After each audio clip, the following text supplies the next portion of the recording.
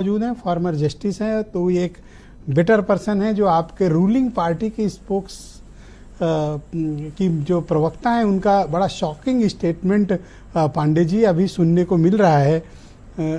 आप एक तो सुप्रीम कोर्ट के आज के ऑब्जर्वेशन पर आप क्या कहना चाहेंगे, और दूसरा अनिला जी का जो स्टेटमेंट है, क्या उसको आप कानून और संविधान की परिधि में कितना सही पाते हैं? जो सुप्रीम कोर्ट का जो अभी तो ऑब्जर्वेशन है वो तो जजमेंट का पार्ट नहीं माना जाएगा, लेकिन चूंकि स्टे है तो अभी तो स्थिति यथास्थिति है। जैसा कि उन्होंने पहले दिन जो ऑर्डर पास किए थे वो स्थिति मानी जाएगी, और अब जजमेंट जो बात आएगा उससे पता लगेगा। लेकिन देखिए, ऑब्जर्वेशन के दौरान कुछ जैसे अनुमान आप लगा सकते हैं। एक अनुमान ये है कि जैसे उन्होंने कहा कि जो प्रॉपर्टी है, जितनी प्रॉपर्टी, उसको डिस्टिंग्विश है किया। उन्होंने कहा कि एक तो प्राइवेट प्रॉपर्टी है। जैसे मान लीजिए मैंने अपना घर बनाया, नक्शा पास कराया, नक्शा पासे में बहुत कुछ इंक्रोचमेंट मैंने कर दिया और नक्शे के हिसाब से नहीं बनाया, तो ये तो मेरी प्रॉपर्टी है। इस पर उन्होंने कह दिया कि इस पर बुलडोजर वगैरह नहीं चलेगा। अभी फिलहाल जो ऑब्जर्वेशन से अनुमान लगाया जाता है। दूसरा ढंग वो प्रॉपर्टी है जो कि सरकारी प्रॉपर्टी है, मतलब उसका मालिक सरकार है। पहले वाले प्रॉपर्टी में तो जमीन का जो प्रॉपर्टी है मालिक उसका व्यक्ति है, इंडिविजुअल है। लेकिन दूसरी ऐसी प्रॉपर्टी जिसका मालिक सरकार है और उसमें अगर किसी ने इंक्रोचमेंट किया है और न तो उसके पास उसका लाइसेंस है, न उसके पास कोई लीज है, और न कोई ऐसा डॉक्यूमेंट है जिसके कि उस जमीन पर उसको कब्जा करने का किसी प्रकार का हक है, तो ऐसे मामले में उन्होंने कहा कि ऐसे मामले में आप प्रक्रिया अपनाकर, जो भी आपकी उस कानून में जो प्रक्रिया है, कोई जैसे अर्बन एक्ट है और या गांव में ग्राम पंचायत अधिनियम है, क्या बस यही वो ग्रे एरिया है जिसकी आड़ में किसी का भी घर गिराया जा सकता है?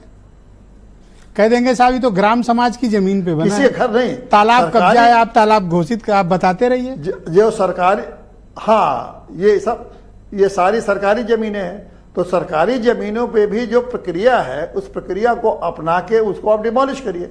तो डिमोलिश करने के लिए थोड़ी सुप्रीम कोर्ट कहेगी कि आप बुलडोजर से गिराइए या हथौड़े से गिराइए। ये तो सरकार का प्रेरोगेटिव है कि वो क्या करे, किस तरह से उसको डिमोलिश कराए। और तीसरी एक प्रक्रिया है कि किसी ने मान लिया अगर कब्जा कर लिया है, तो आपकी अपनी खुद की भी जमीन है, अगर सरकार को जरूरत है तो उसको वो एक्वायर कर लेती है और आपको कंपनसेशन देके आपको ले लेती है उसमें आपका। और लेकिन आप छोड़ नहीं रहे, सरकार से आपने कंपनसेशन भी ले लिया है और छोड़ नहीं रहे, तो उस जमीनों को भी सरकार गिरा सकती है। उसमें उनको बस आपको कंपनसेशन का हक है, इससे ज्यादा कुछ नहीं है। क्योंकि ये जान लीजिए कि ये जो प्रॉपर्टी राइट है ये कोई फंडामेंटल राइट नहीं है, ये आपको स्टैट्यूटरी राइट है, कानून से मिला हुआ अधिकार है। तो कानून से मिले हुए अधिकार, केवल उस प्रक्रिया की बात कर रहा था कि इधर एफआईआर दर्ज हुई और दूसरे घंटे बुलडोजर स्टार्ट हुआ, तीसरे घंटे घर डिमोलिश, वो प्रक्रिया रुकेगी, चलेगी? वो तो बिल्कुल वो तो रुकेगी और तुरंत रुकेगी। और इतना ही नहीं है, मैं तो उम्मीद करता हूं कि सुप्रीम कोर्ट ऐसे प्रक्रिया में जरूर कोई डायरेक्शन देगा कि ऐसे अधिकारियों से उनसे हर्जाना वसूल किया जाए, उनके खिलाफ क्रिमिनल प्रोसीडिंग लॉन्च किया जाए कि जो बिना अनऑथराइज ढंग से, बिना प्रोसीजर के पालन किए हुए जिन अधिकारियों ने अगर ऐसा किया है तो उनके खिलाफ खुद मुकदमा दर्ज होगा। ऐसा होता है, सुप्रीम कोर्ट ने बहुत मैटर में किया है कि अगर ऐसा आप नहीं करते अपनी ड्यूटी का ठीक ढंग से पालन, तो आपके खिलाफ। मैं उम्मीद करता हूं कि आपने अनिला सिंह जी की बात सुनी होगी। तो ऐसे मामले रूलिंग पार्टी कह रही है कि इसको वो दखलंदाजी मानते हैं सर।